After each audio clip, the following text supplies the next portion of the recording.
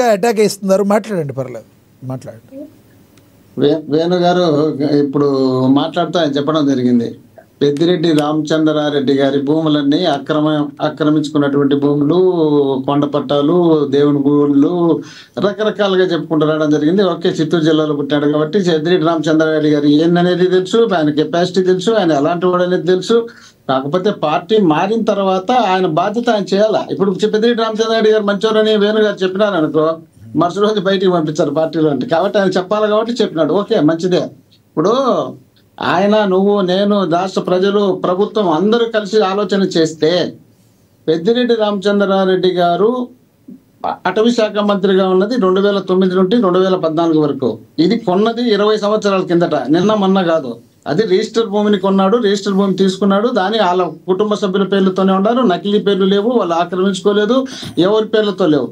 కానీ పవన్ కళ్యాణ్ అనే వ్యక్తి ఆయన ఏదో అక్కడ కుంకి ఏనుగులు తీసుకొచ్చినాడు, ఆ కుంకి ఏనుగులు ఎలా ఉన్నాయి, వాటి పరిరక్షణ ఏంది, దాంట్లో చూసుకోవాలనే ఉద్దేశంలో భాగంగా అక్కడ వెళుతూ ఎటు ఇక్కడ మనకు విశాఖపట్నంలో అంత పెద్ద ప్రోగ్రాం జరుగుతుంది, ఆ ప్రోగ్రాంకి మనం పిలిచలేదు, మనం పట్టించుకోలేదు. నా తమ్ముడు లోకేష్ గారు అక్కడ బ్రహ్మాండంగా ఎలుగుతున్నాడు, నేను ఎటు కాకుండా పనికి రాకుండా అయిపోతుంది, నన్ను చూడడానికి జనం వేరే రకంగా అనుకుంటారు, ఖచ్చితంగా నేను ఏదో ఒకటి చేయాలనే ఉద్దేశంలో భాగంగా ఊరికే కుంకి ఏనుగులను చూసినాడంటే ఎవరు పెద్ద మీడియాలో చూపిరు. కాబట్టి పోతూ అరే ఒకసారి హెలికాప్టర్ దిప్పరా బట్టి పోతూ పెద్దిరెడ్డి రామచంద్రారెడ్డి గారు ఇది రోజు డిస్కషన్ జరుగుతుంది కదా, దాన్ని చూసుకొని పోదామని రిటర్న్ తిప్పినారు.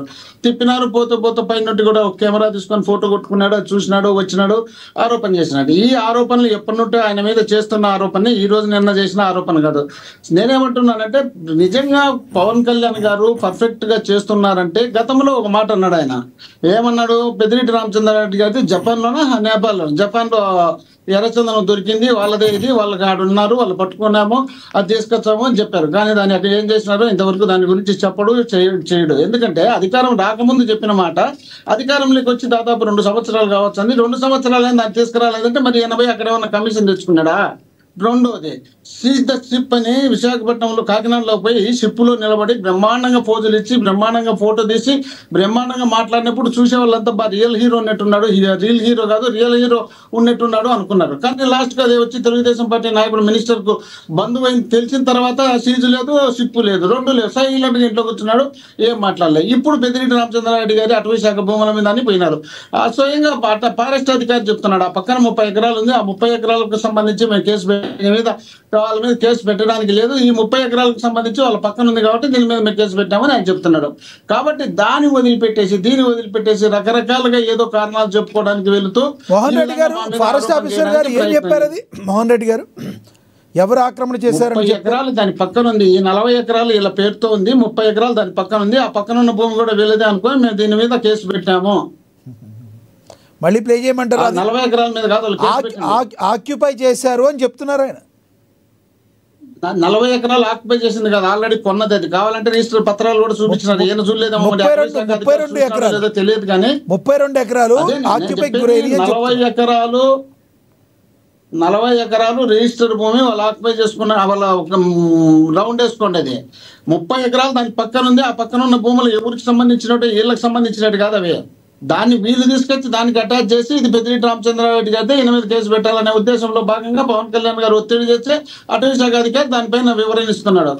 ఇది అక్కడ జరిగిండేది. కానీ వాస్తవంగా అక్కడ వాళ్ళు ఒక్క సెంటు కూడా ఆక్రమించుకున్నట్టు ఎక్కడా లేదు. వాళ్ళు ఆక్రమించుకునే అలవాటు లేదు, అవకాశం లేదు, ఆ పని చేసే ఇంట్రెస్ట్ వాళ్ళకు ఉండదు. ఎందుకంటే వాళ్ళు నిజాయితీగా ఫస్ట్ నుండి ట్యాక్స్ కట్టి కాంట్రాక్ట్ చేసినారు, ట్యాక్స్ కట్టి వ్యాపారాలు చేసినారు. ఏ వ్యాపారం చేసినా నిష్పక్షపాతంగా ఎక్కడ అవినీతులు, అన్యాయాలు, తప్పులు చేయకుండా చేసిన మనుషులలో దాదాపు 20,000 మంది వాళ్ళ దగ్గర పనిచేస్తున్నారు. వివిధ సంస్థలు వాళ్ళు పెట్టినటువంటి దాంట్లో అలాంటి వ్యక్తులు వచ్చి ఈ రోజు ఏదో చిన్న 20 ఎకరాలు 30 ఎకరాలు అటవీ భూమి, అది ఎందుకు పనికిరాని భూమి, పంటకు పనికి వచ్చేది కాదు, కేవలం అదేదో ఫారెస్ట్ లో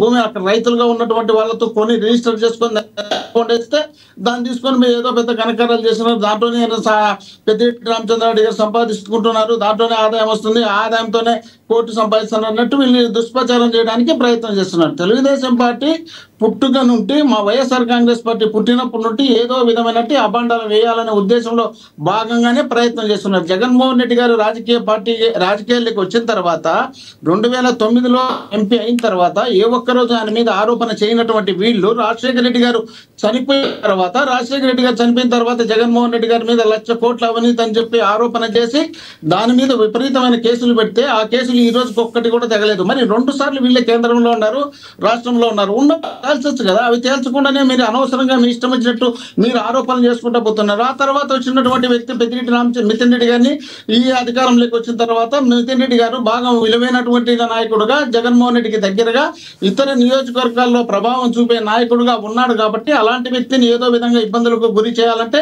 ఆయన ఏదో కేసులో ఇరికించాలనే ఉద్దేశంలో బయటికి పంపించింది బీజేపీ వాళ్ళే. అజయ్ గారు మీటింగ్లకు తీసుకున్నారు. అజయ్ గారు ఇది మోహన్ రెడ్డి గారు, అజయ్ గారు ఒక్క నిమిషం, అజయ్ గారు ఇది మోహన్ రెడ్డి గారి టైము. మీరు క్వశ్చన్ ఏదైనా అయితే అడగండి. క్వశ్చన్ అయితే అడగండి.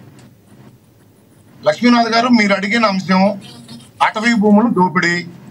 మోహన్ రెడ్డి గారు చాలా తెలివిగా వైజాగ్ సిఏ సమిట్, అక్కడికి పవన్ కళ్యాణ్ గారిని పిలవలేదు కాబట్టి ఈయన పవన్ కళ్యాణ్ గారు పబ్లిసిటీ కోసం వెంటపడాల్సిన పరిస్థితులు ఉన్నాయని మీరు నమ్ముతున్నారు లక్ష్మీనాథ్ గారు? Right right. శాఖలో భాగంగా ఆయన రివ్యూ చేయడం జరిగింది. ఆ రివ్యూలో భాగంగా ఈ దోపిడీ ఆయన బయట పెట్టడం జరిగింది. దానికి సమాధానం చెప్పాలి. ఇంకో విషయం లక్ష్మీనాథ్ గారు, చలపతి గారు అటవీ శాఖ అధికారి, ఆయన చెప్పడం జరిగింది 77 ఎకరాల భూమి పక్కన 32 ఎకరాలు పెద్దిరెడ్డి రామచంద్రారెడ్డి గారు ఆక్రమించుకోవడం జరిగింది. అటవీ భూమి మధ్య రోడ్ వేయడం జరిగింది. అంత పెద్ద విల్లా కట్టింది. ఆ విల్లా దేనికి కట్టారంటే కూలీల కోసం అంటారు లక్ష్మీనాథ్ గారు. కూలీల కోసం అంత పెద్ద విల్లాలు కట్టి అంత పెద్ద మనసు పెద్దిరెడ్డి రామచంద్రారెడ్డి గారికో వైసీపీ నాయకులకో ఉందని రాష్ట్ర ప్రజలు నమ్ముతారని మోహన్ రెడ్డి గారు అనుకుంటే అది మోహన్ రెడ్డి గారు అమాయకత్వం అవుతుంది. అజయ్ గారు మీకు ఇస్తా, ఆగండి. మోహన్ రెడ్డి గారు కంటిన్యూ చేయండి. కాదబ్బా, 25 నిమిషాలు మాట్లాడినారు, తర్వాత 5 నిమిషాలకి నాకు బ్రేక్ ఇచ్చినారు. అదేం లేదు సార్, అందరికీ సమానంగా క్వశ్చన్ ఇచ్చాము, మీరు మాట్లాడి కంటిన్యూ చేయండి. చూసే వాళ్ళు ఏమనుకుంటారంటే లక్ష్మీనాథ్ గారికి ఇబ్బందిగా ఫీల్ అవుతారు జనాలు, ఆయన ఏదో తప్పు చేస్తున్నాడు అన్నట్టు. లక్ష్మీనాథ్ గారు తప్పు చేయడం నాకు ఇష్టం ఉండదు, ఎందుకంటే పర్ఫెక్ట్ గా నడుచుకుంటాడని నేను అనుకుంటున్నాను. కాబట్టి ఇది చూడటానికి మీకు ఇబ్బంది అనిపించదు బయట వాళ్ళకు. కాబట్టి అజయ్ గారు చెప్పినట్టు నేనేదో తెలివిగా మాట్లాడుతున్నా, నాకంత తెలివిగా ఉండదని నేను చెప్పడంలే, వాస్తవాలు అవి. ఈ రాష్ట్రంలో వైఎస్ఆర్ కాంగ్రెస్ పార్టీ ఎంతో కొంత ప్రజాసేవ చేసే ఆలోచన ఉన్న పార్టీ వైఎస్ఆర్ కాంగ్రెస్ పార్టీ. వీళ్ళలాగా కేవలం వీళ్ళ అధికారం కోసం రాష్ట్రంలో దేశంలో ఉన్న పార్టీలన్నీ కలుపుకొని దానికి కావాల్సినటువంటి మెటీరియల్ అంతా సమకూర్చుకొని వాటికి కావాల్సినటువంటి మీడియానంతా పెట్టుకొని వాటికి కావాల్సినటువంటి దుష్ప్రచారానికి ప్లాన్ వేసుకొని వీళ్ళు ఇష్టం వచ్చినట్టు వీళ్ళు ఎన్నికల కమిషన్ పెట్టుకొని వీళ్ళు ఏదో పెద్ద ఘనకార్యం చేసినట్టు వీళ్ళు ముందుకు వచ్చి వీళ్ళు కూడా మమ్మల్ని తప్పులు పడితే ఎట్లా 30% 40% ఓట్లు ఒక్క పార్టీకి జగన్మోహన్ రెడ్డి గారి మీద ఇన్ని ఆరోపణలు ఇన్ని నిందలు వేసినా కూడా 40% ఒక్కడికే వచ్చినాయి. వీళ్ళ పార్టీలలో వీళ్ళకి వచ్చినటువంటి ఓటు శాతం ఎంత? సబ్జెక్ట్ లోకి రండి మోహన్ రెడ్డి గారు, చెప్పడం బాగా స్టోరీలు చెప్తారు మీరు. ఇప్పుడు దాకా ఏం మాట్లాడారు, మళ్ళీ సబ్జెక్ట్ లోకి రండి ప్లీజ్.